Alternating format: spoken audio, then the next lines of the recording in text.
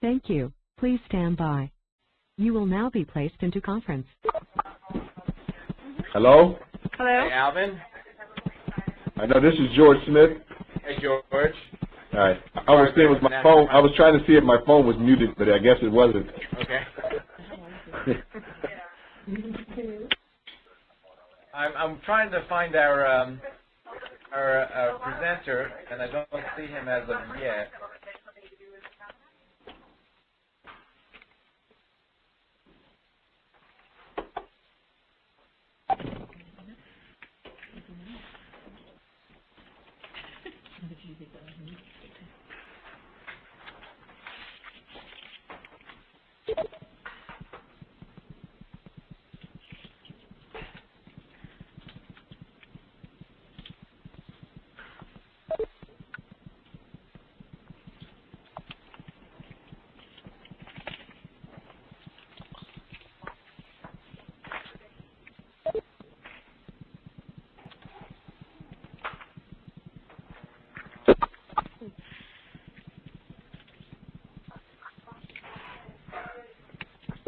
Do you want to talk just on regular phone, or do you want to do hands-free?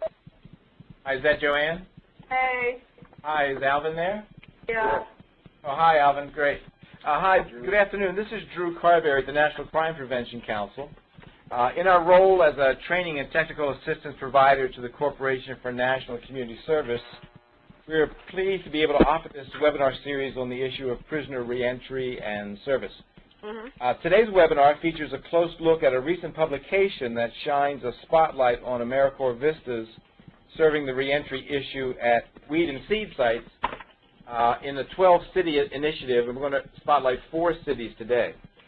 Our presenter today, Alvin Atkinson, will explain the collaboration that brought together the federal agencies, namely the Department of Justice and the National and Community Corporation for National Community Service to serve this important reentry issue. The publication is entitled From Incarceration to Community, the Weed and Seed AmeriCorps Vista Reentry Initiative. It's a series of case studies of the 4 cities of the 12-city initiative that began in 2005. We'll tell you where to download the publication if you haven't done so at the end of today's presentation. We're going to begin in a moment, but first some ground rules. Once again, I'm Drew from the National Crime Prevention Council. And if you're able to mute your phone during the webinar, that would be appreciated. If you have a mute button, use that. If you don't have a mute button, we found that *7 can work. You can hit *7 to mute your phone, and then *7 again to unmute. Muting the phone allows for a clear transmission of the presentation without the distraction of background noises, etc., or side conversations. To keep that to a minimum, try *7 to mute your phone and I'm sorry. What is the star? Your phone. What is the star? What? *7. *7. Okay. Okay. All right. During Alvin's presentation, we've decided if you have a discussion question, try to reserve it to the end of the webinar where we've blocked off time for a discussion for your questions and answers. And if during the presentation you have a clarifying question, you can ask that by unmuting your phone, speaking up, and either using the chat or the Q&A portion of your screen on the right side of the screen. Our hope is that that balance will enable us to present the information and allow time for a dialogue later. So if you have a question that's just about clarifying what you've heard or something you don't understand, ask that right away. But if you have a discussion question or want to talk about your issues or your experience, then save that for our discussion period. During the presentation also, I might activate some polling questions to get a sense of your reaction or your input, but they'll be pretty self-explanatory as we go along. So thanks for joining us today. Alvin Atkinson, and Alvin, it's nice to hear you. Alvin is the director of the Center for Community Safety at Winston-Salem State University in Winston-Salem, North Carolina. Alvin is a graduate of Davidson University, and I would like to thank him personally for keeping my NCAA bracket alive, as I have Davidson going into the Final Four, but I digress. Alvin's rich experience in business and community development positions him well to be the center's director and drive this important research for the university. As Director of the Center for Community Safety, he's responsible for the overall management, administrative, programmatic, and operational activities of the Public Service and Training Center that strategically addresses local crime and community safety issues. Alvin is joined today by the Administrative and Technical Manager of the Center, Joanne Davidson, who we may hear from time to time. So why don't we begin today's webinar presentation, which, as you know, is made possible by the Corporation for National Community Service and its AmeriCorps Vista program. So, Alvin, if you're ready, we're ready. Hold on. Before Alvin start, I think that we should let everybody know that *7 does not necessarily mute your call, so I hear some background noises in there for those who think they're muted. Thank you for that. Thank you. Okay, can everyone hear me? So far, so good. Yes. Oh, good. Great. Well, I want to welcome you all to this webinar session. We've had a chance to see some of those who indicated that they would join us, and for those of you who we met when we traveled to your cities, I want to say hello via this webinar, and hopefully we'll have a chance to let you share in your own words some of what we have come to compile in this publication. Drew has done a great job in NCPC of really using this medium as a way of connecting important reentry matters for all the cities and those who are working so fervently in trying to make a difference in their communities. That being said, I wanted to go ahead and share with you some highlights from this case study, not necessarily going word by word, because you can download this, and as Drew said, you'll have an address later that you can get copies of it, but really just to share our own perspective and to create a dialogue as to how we can really continue to lift reentry up throughout this work that we do. And so with that being said, we want to go ahead and begin actually taking a walk through this highlight of the 2007 case studies, which we have titled From Incarceration to Community, and more importantly, really this whole aspect of partnering for public safety. And with this case study, you know we had partners, and the key partners being the Department of Justice, where the Community Capacity Development Office, which directs the Weed and Seed Initiative, as well as the Corporation for National Community Service, of which the AmeriCorps Vista effort is housed, and we had ourselves, the Center for Community Safety, and the National Crime Prevention Council as the technical assistance providers. So these are the partners at the national level, but the cities and the work being done on the ground, those were the partners that we really wanted to lift up through this work. To begin, we want to actually give a little overview of this initiative, talking about how it came about, and really, as you can see, some of the points in the slide, really to share just some insight as to our approach with this. This actually took its birth through an interagency agreement between the Department of Justice and the Corporation for National Community Service to share their resources. And what was interesting to us as a center, as a site that also manages a Weed and Seed initiative, was the fact that this effort had its birth at the federal level, but it was really dependent upon what was happening at the local level. And sometimes with federal initiatives, there is a disconnect, and we were, that did happen in this case, but we were fortunate that we were able to get on the ground and really make things happen in terms of sharing information to achieve the goals that were included in this initiative, which was reducing ex-offenders' return to prison, and that's the recidivism and crime, and to build capacity for the President's Reentry and Mentoring Initiatives. So there were two goals, and what you don't see is that you don't see any dollars around this.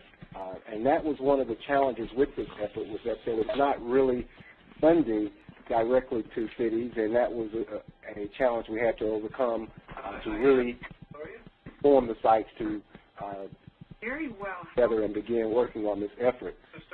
The other challenge was this capacity. There was this still vagueness about what capacity really was, and so we had to do some education there, and we continue to do that even now. But this is actually a 3-year effort that began in August of 2005, where the sites that were interested came together in Chicago to talk about this effort. And as a part of this, we were able to shape several activities, of which the case studies is one, but you can see several other activities that were done throughout 12 cities, 12 cities that were to be the initiative cities with respect to this effort. So that was the background that we had, and we launched into a couple of activities right away. In addition to the video conference, where we learned that many of the sites, many of the partners were unaware of the initiative, and really where we shaped our desire to go to those cities and learn what was going on at the ground level, and then take that information and help shape and lift up this effort. And so that was the background, and in 2005 we began visiting sites, and in fact the next slide talks about how we went to all 12 cities. Hi, Alvin. I'm gonna try to do a polling question, see who's on the call here, see if I can take this together. I'm going to ask once again if folks could mute their phones, or at least try to reduce the background noise, so that we're not interfering with Alvin's presentation. So let me try to pull this first question up. It'll take me a second to find that. And if we do that, just to sort of get a sense of who's on the call, so we'll have a sense of who we may be talking to. So let's try this quick. Okay, let me try to open that poll. Okay, do we have the poll up? Can anyone see the poll? Yes. Okay, you can respond there, and we'll try to get the answers. Go ahead and respond. The question is, what type of organization do you belong to, or are you affiliated with? Weed and Seed. Okay, thank you. I'm with the federal government with VISTA projects. Wonderful. It looks like we don't have everybody's answer in yet. We're getting answers. It looks like we have a pretty good distribution, however, of local, state, and federal government. This is Mildred Wiley calling from Chicago, Illinois. Welcome. You also have online George Smith from the City of Cleveland Division of Workforce. That's great. You also have Reverend Gunn from the Operation Turnaround down in Lynchburg, Virginia. Wonderful. Hi, Reverend Gunn. Hi, how are you? Good. So it looks like from those who have responded, it looks like 9 out of 34 of us online are from local, state, or federal government. And then the next biggest is for those from AmeriCorps VISTA projects.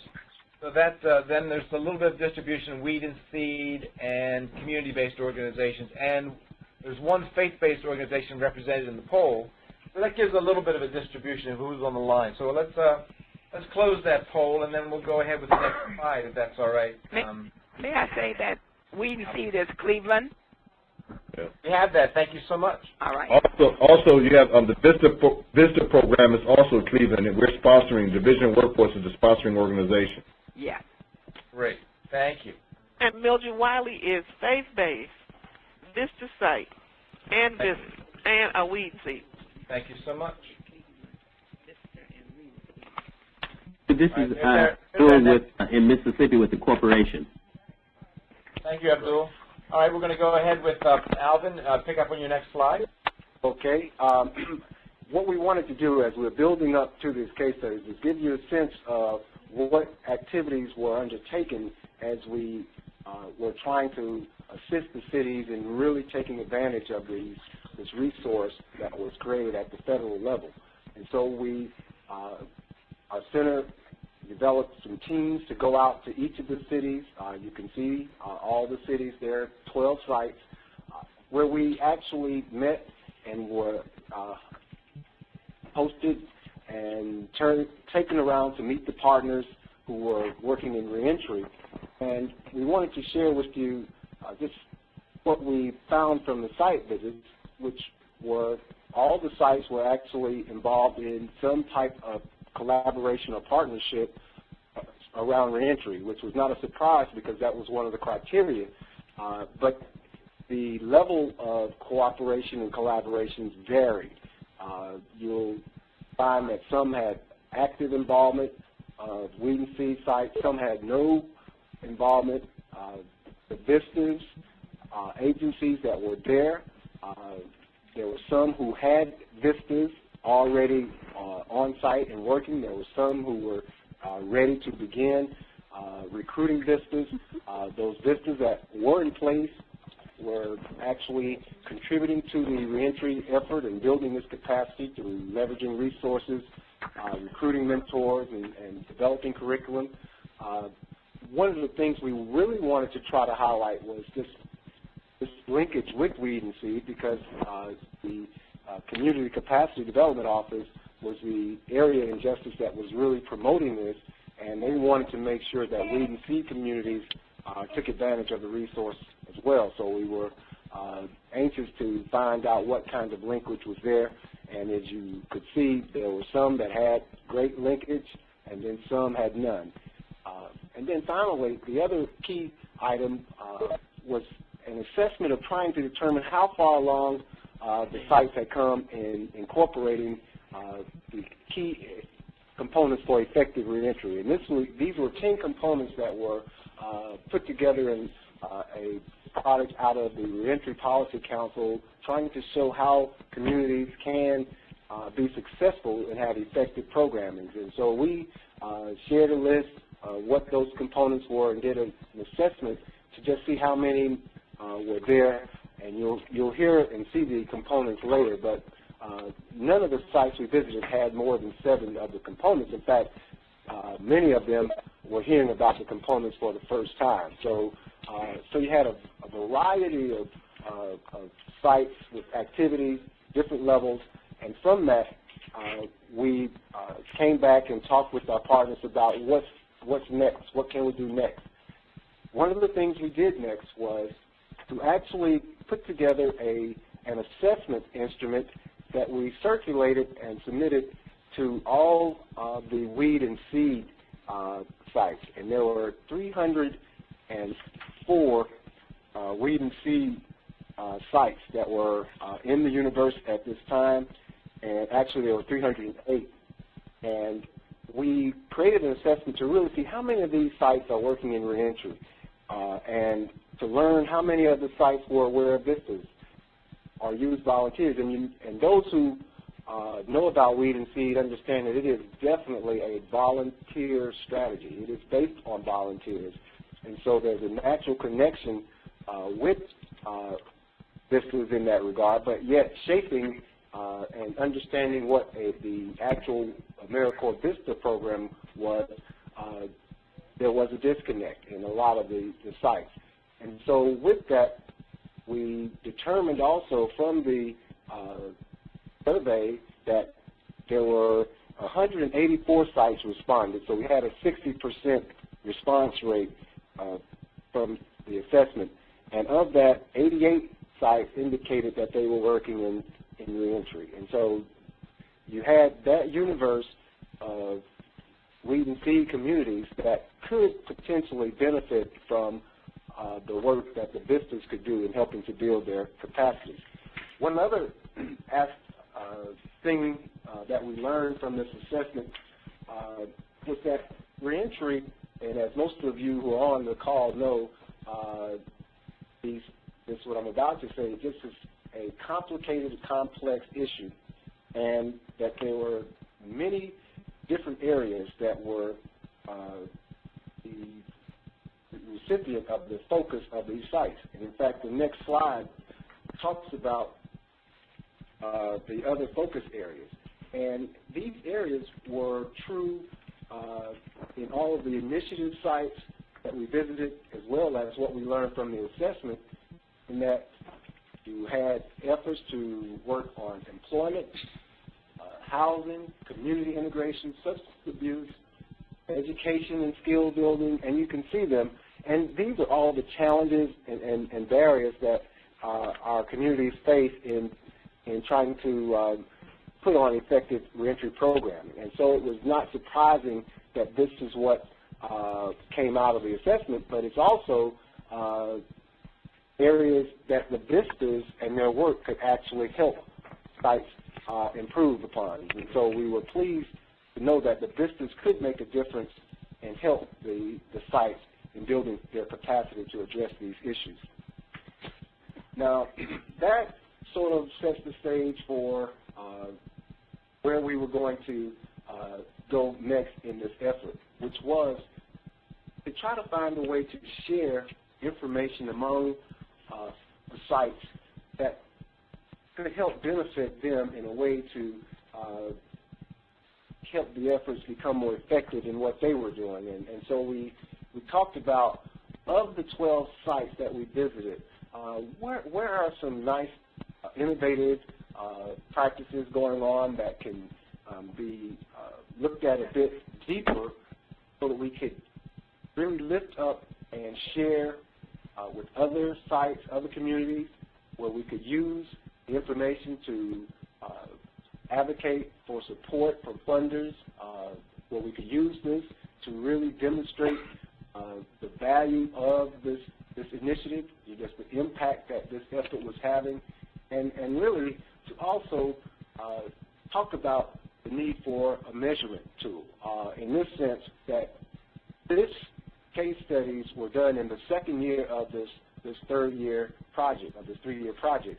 It was going to be important, as we all know in the funding issues and how funds are being cut, to really demonstrate how effective their efforts are. And it was going to be important for these sites, these communities, to really demonstrate how effective they were and the impact that they had. And so we wanted to capture as much information as we could, and we found that there were 4 cities, 4 sites that we actually could go back, talk with the partners who are involved, and lift up from them information, activities, programs that we wanted to capture and present for others. And so you see the cities, Charleston and North Charleston, which was considered one site, Chicago, Cleveland, and Indianapolis. And I know we've heard that we have folks on the webinar from Chicago and Cleveland. There may be others who are joining from Indianapolis and Charleston and North Charleston. But these 4 sites were chosen, and the reason that these sites were chosen was really, well, before I say the reason, let me share with you what these 4 sites, the impact they had.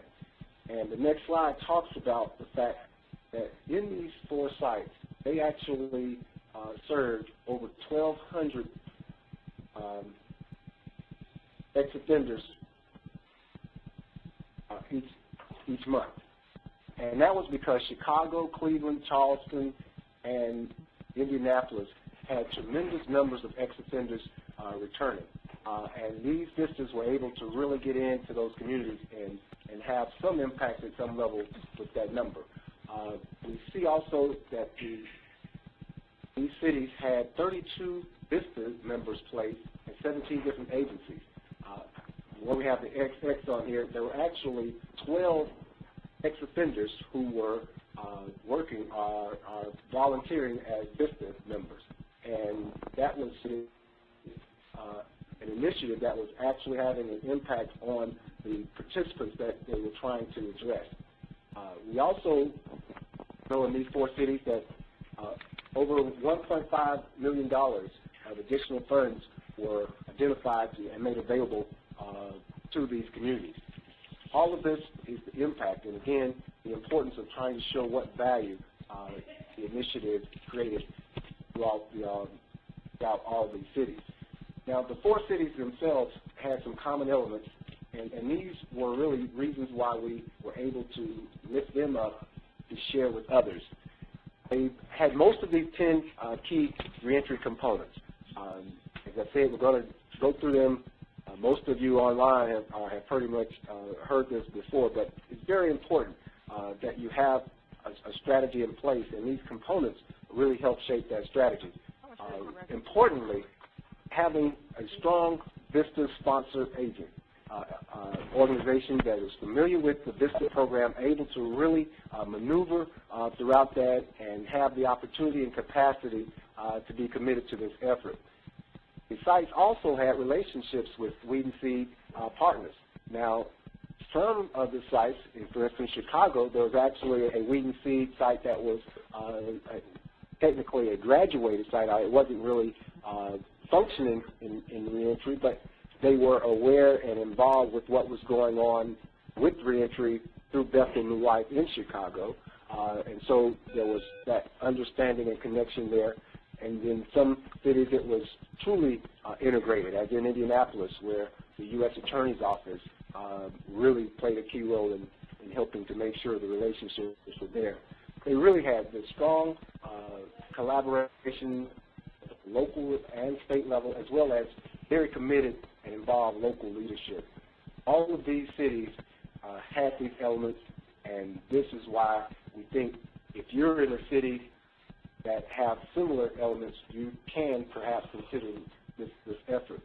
Now, we've talked a couple of times about the 10 key components, and this is actually downloadable at the email, at the site address, web address that you see below, where there's more information.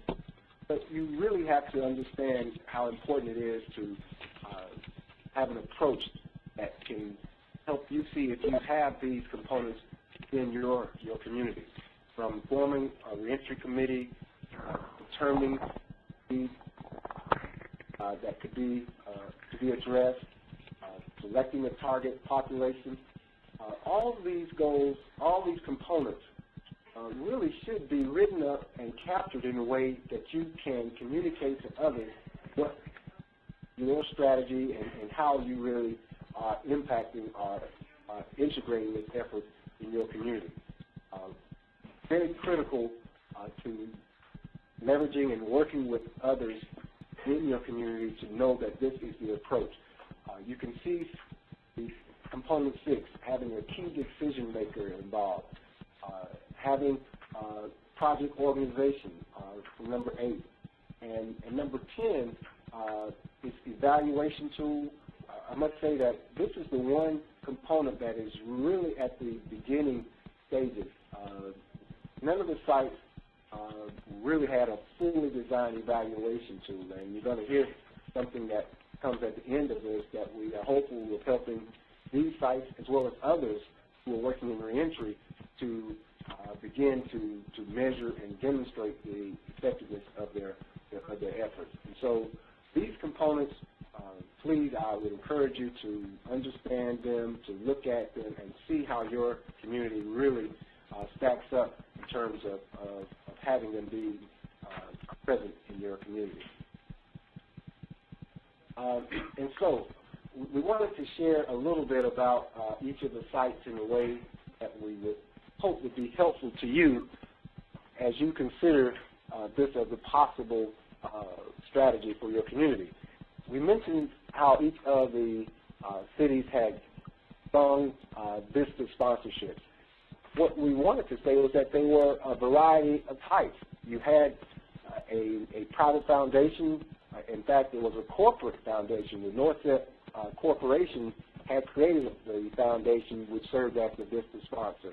So you had that type of organization.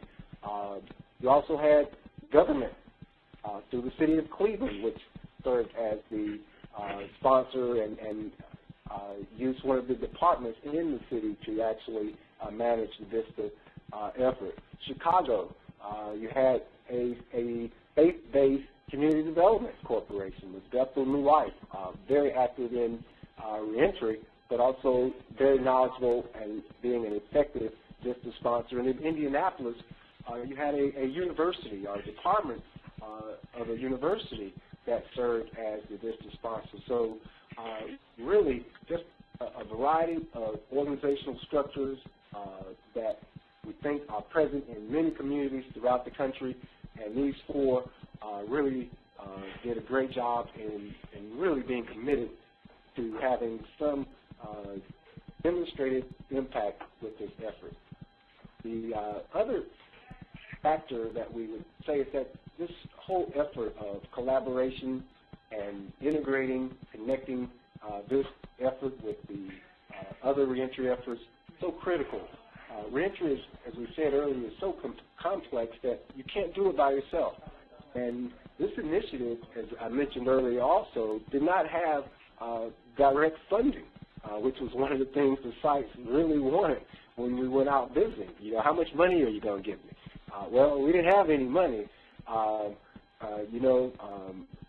was going to get religious and talk about Peter and John and say, silver and gold have I not. But what I do have, we wanted to give to the sites, and that was this knowledge and information about business and resources to build capacity in that sense. But these sites were already working with other initiatives from the Civic Justice Corp in Charleston with the Norset Corporation, which had a development plan in Cleveland. The city had already launched a reentry initiative. We talked about PROS, which is part of the effort of the department in Cleveland to work with those who are ex-offenders and have difficulty in gaining jobs.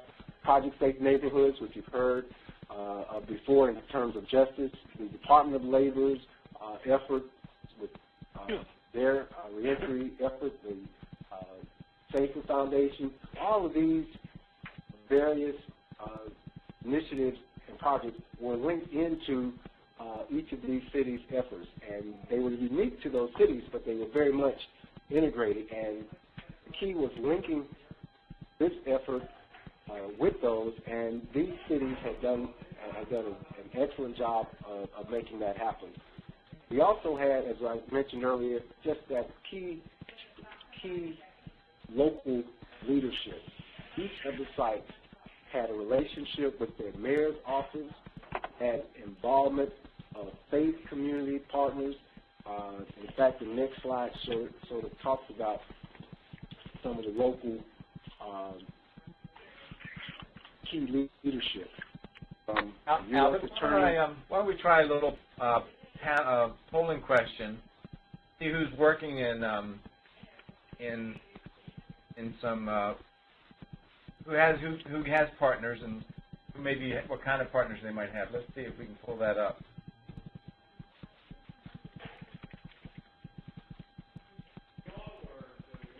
I'm trying to get my question. I don't want that. Try again. Okay. We'll try to open this second question. It's number 2. No, number 3. See if you can answer number 3. Are you partnering with others? Yes, very much so. Somewhat. No, but would like to. No, don't feel the need. See if you can get to number 3, if you can see that.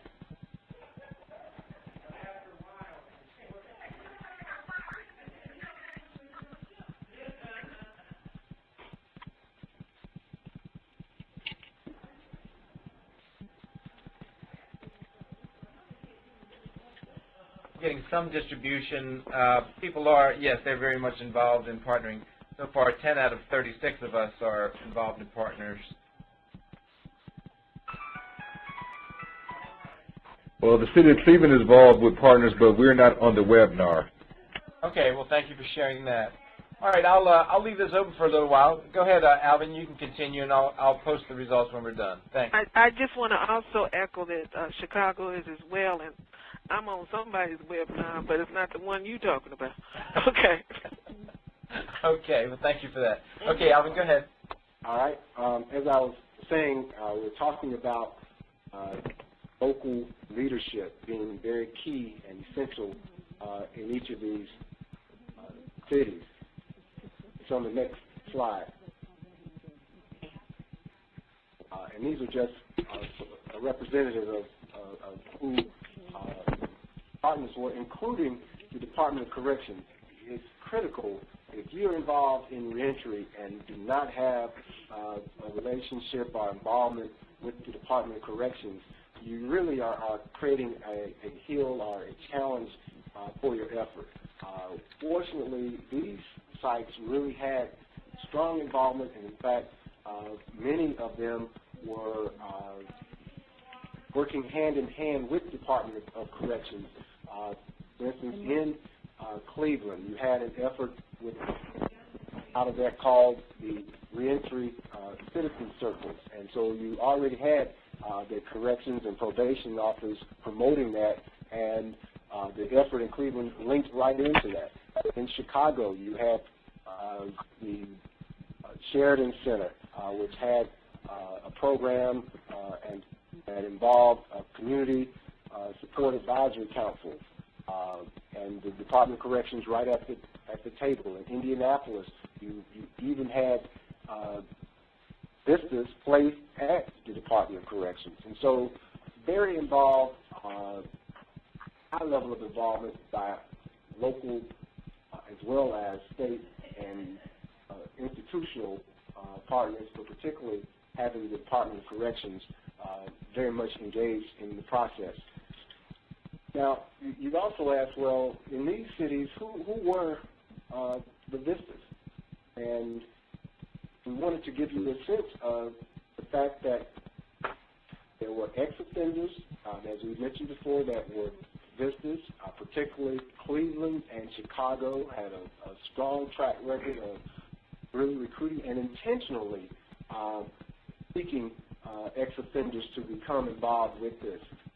You also had retired citizens, where those who had skills and were able to provide services, even through church members, were vistas, and community activists. And so there were a range of persons and individuals who were sought, recruited. If you're really pursuing this, you really need to understand what your site's need is, and then recruit vistas who have the skills to meet that need. And that's what these sites did. Some sites did use the national advertising through the web to reach out and get vistas, and particularly college graduates came that way. But others really did local outreach efforts to get their vistas, and they were just a variety of individuals, and they did use both. There were some that had senior citizens working, ex-offenders, and some had college grads working, and the duties that they undertook really allowed them to be combined and working together at the sites. And so the next slide really talks about the roles and the responsibilities. What did these vistas in these four communities do? They recruited volunteers and mentors. Very strong effort in recruiting, particularly in Charleston, North Charleston, and mentors, and in Cleveland with the citizen circles, developing training curriculum. They actually would help in putting curricula together, and in fact, in Indianapolis, a strong role of the vistas in a prisoner reentry institute that AIM developed for training, leveraging partnerships. Really, in Chicago, going out and having vistas working at various development organizations, neighborhood organizations, and connecting them together so that they could understand and build off of each other's work. Resource directories in Cleveland, actually one that was circulated, that this was put together, and in Indianapolis using even a web-based directory. You had evaluation work being done by vistas. Securing funding, we mentioned about the amount of dollars. All of these activities are capacity building activities, and this is what value of this initiative really was trying to demonstrate and trying to help the initiative cities to incorporate, and where we want to also hopefully share with others that would want to build their capacities to achieve some of these objectives. We also wanted to share with you some particular examples from each of the sites that we wanted to talk a little bit more about in this sense. In Charleston, the Civic Justice Corps as a project, this was also an effort that it really worked with the AmeriCorps program as well.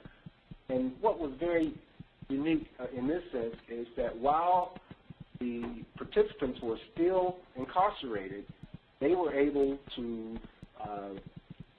to work with the individuals on in helping them to get connected with the construction company, to go out and learn those skills in construction before they were released, and actually assisting them so that once they were released, they'd be job opportunity waiting for them because the skill would be there. And this was an effort that, in fact, many of you may know Danny Maloney, who died maybe a year ago.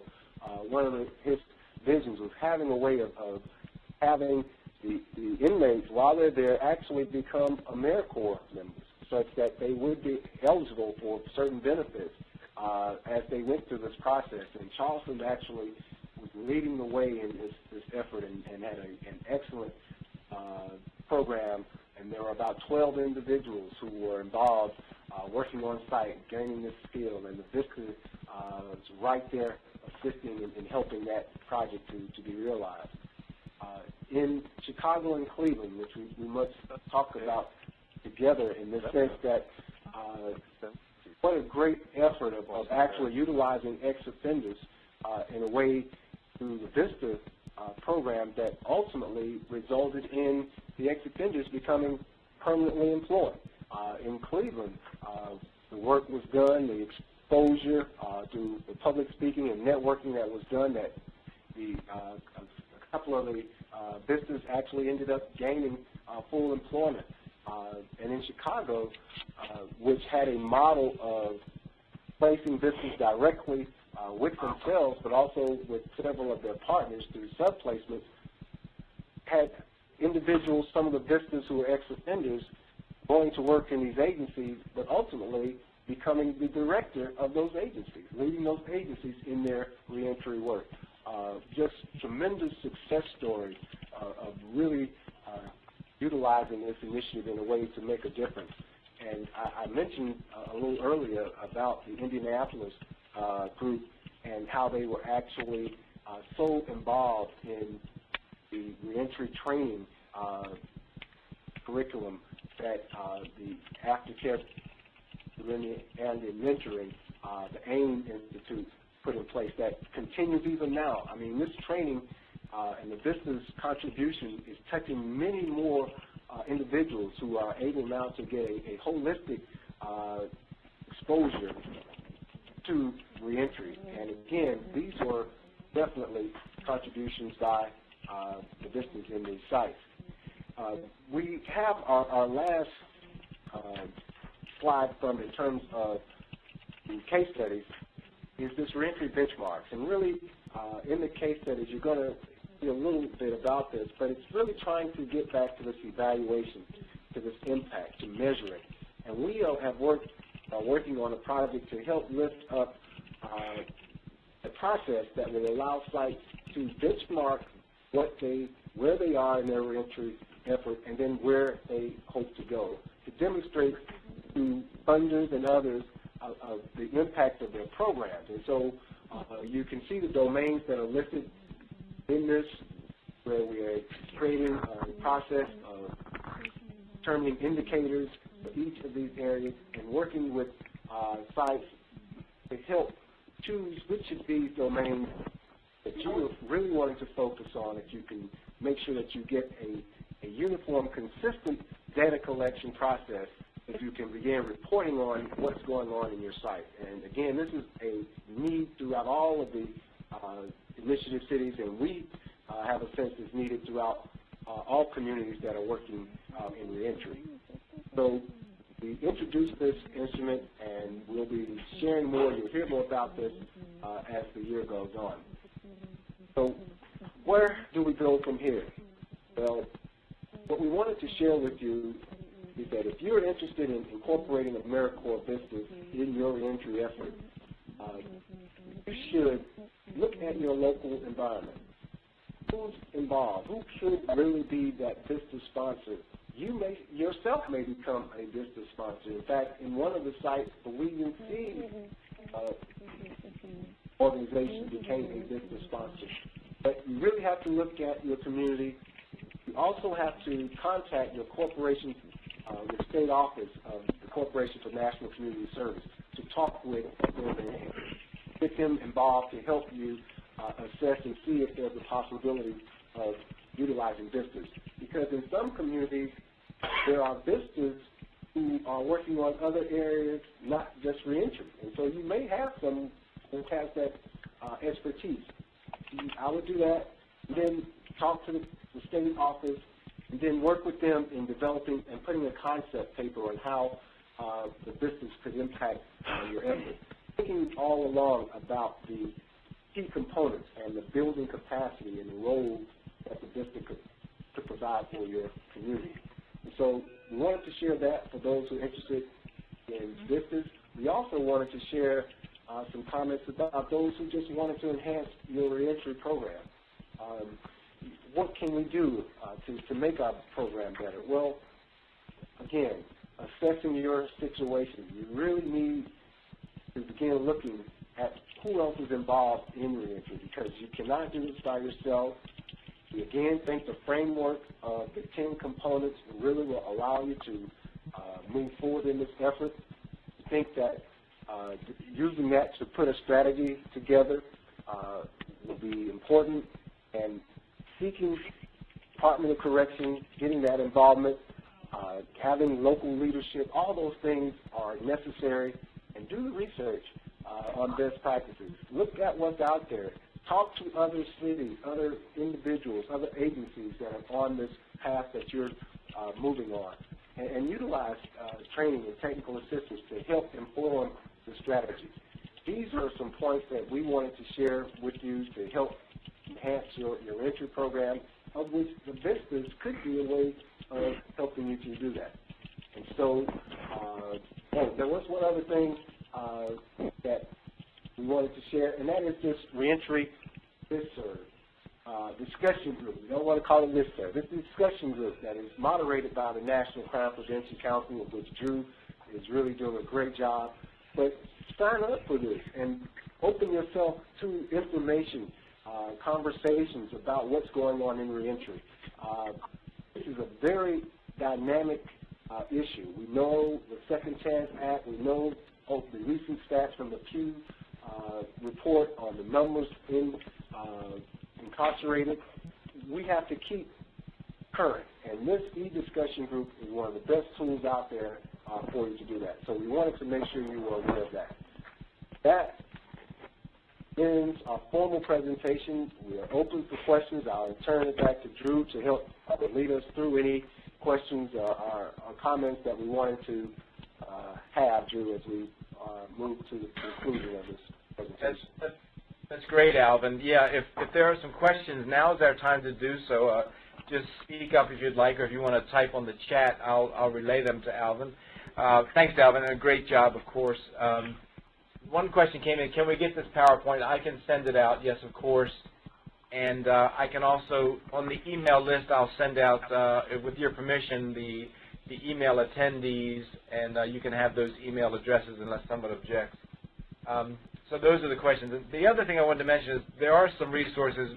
Alvin mentioned TNTA resources. We have a couple here, and I'll prepare an email with some of the resources I have at my disposal for you. Did I hear, Alvin, correctly that VISTA is under the DOJ? No, you didn't hear correctly. VISTA would be under the Corporation for National Community Service. Department of Justice runs the weed and seed programs. I think Alvin would answer that way. Hi, this is Jean Whaley. I'm the director of VISTA, and I just wanted to say I have a comment, and that is to say thank you to all the people who worked on this initiative. I'm particularly proud of the VISTAs and the VISTA sponsors. I also wanted to recognize Paul Schrader, who's our area manager who at the corporation, who has worked very hard on this initiative, and Carol Rogers and Pat Booker, who also worked hard on it for the corporation. I don't know all the people on the justice side, so I thank them only generically. Thank you very much, Jean. That's well stated and well intentioned, and they appreciate that, I'm sure. Paul, I can't speak enough about what Paul has done to hold this together, or to bring it together, or to make it more functional. And Alvin would second that, I would think. Absolutely, and in fact, Paul also provided some information regarding the corporation's effort, not just with this initiative, but through other reentry projects. And you know that the corporation had over 38 approved projects, had 278 VISTA slots available, with 204 members on board as of November, and actually just a strong commitment to the reentry effort, and we were just very appreciative of Paul's effort. In fact, we even put his contact information on the next slide, because he was definitely right in there with us. Okay. Any other further questions at this time? Why don't you unmute your phone if you can, *7.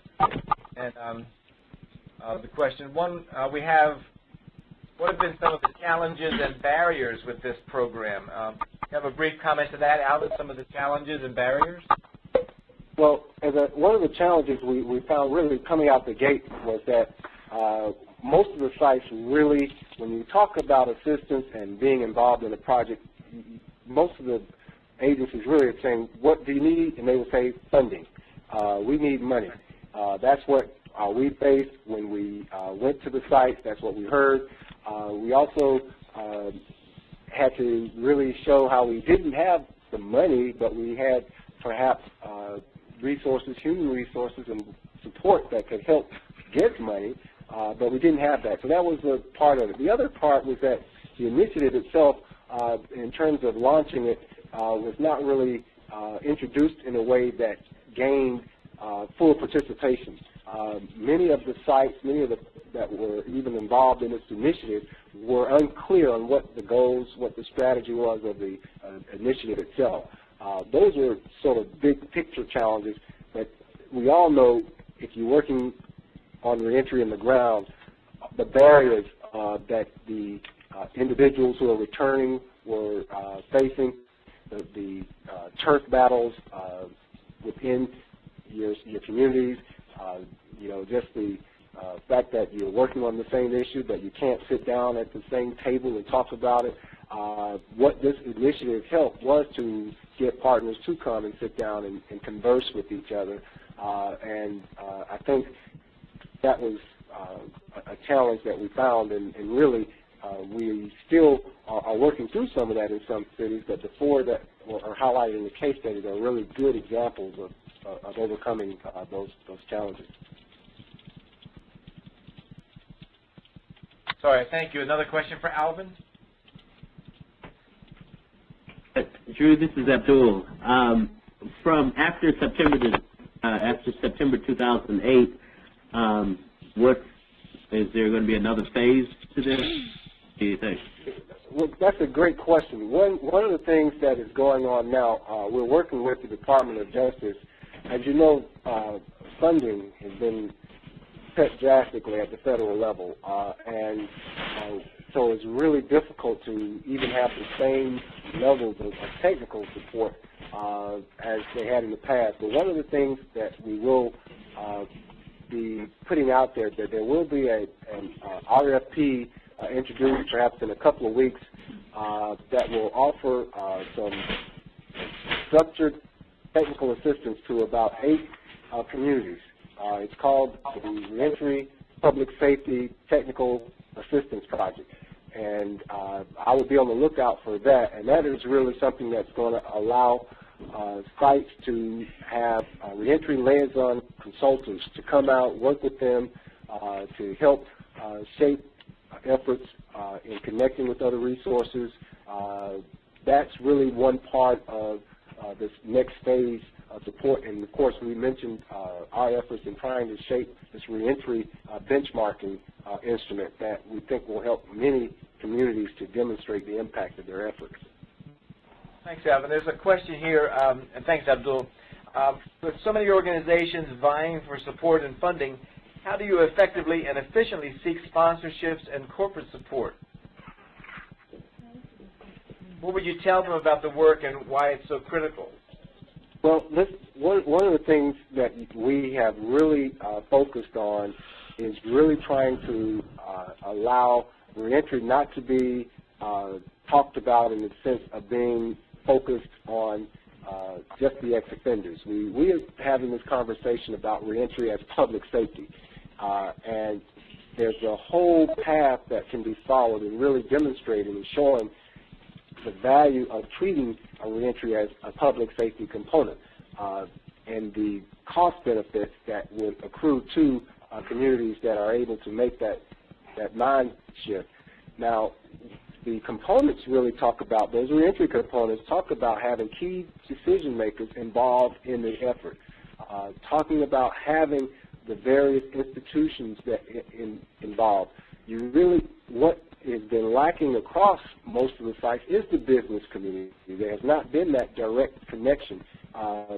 What we have found is that you find more when you talk economically, and safety is a way to talk economically with businesses. You can gain their involvement, but you also have to have the political leaders to be your champions and not try to carry that out yourself, because it's a tough order, and you really have to have strong collaborators and key the mayors, even other city council representatives to really be the ones to have that conversation. But you need to feed them the information to share, and doing it from a public safety perspective really will be the next road for us to take. Okay, great. I have one question here. It says, Alvin, who is putting out that RFP that you described? The CCDO, Community Capacity Development Office out of Justice, Weed and Seed. They will be the ones to have that out, and they're sending it out. So any community that has a Weed and Seed site, even if it's a graduated site or one that's thinking about becoming a site, will have opportunity to make application for this CA support. Great. We'll take one more question from the field. Is there one more question?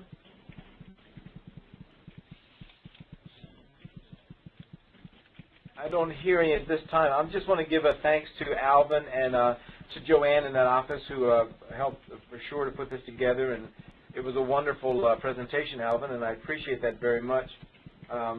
Thanks to you, and thanks to the great work that went into the publication. I'll send out an email to everybody that was on the call that will tell you where to download the publication and what other TNTA resources might be available on an easy downloadable kind of way that could be beneficial to you in your efforts. There's a next slide that has some contact information on it. I'm sorry, let's do that. Sorry. Last thing for me is that there'll be an evaluation by email as well, so if you would complete that and return it, that'd be helpful. And then here are our contact information. Alvin's at the top, Paul from the Corporation for National Community Service, and then Drew Carberry, that's me on the bottom, our information there. So that's the information for today, and that's our webinar. So I want to thank Alvin once again for all your help and, as I said, for the work of the last 3 years, which went into a great publication. And to all of those who've been on the call and the great questions and your attention today, I appreciate that. And I hope to announce some more webinars in the near future. So I appreciate your being on board today, and we'll talk to you another time. Thank you so much. Thank you. Thank you all for participating. Thank you.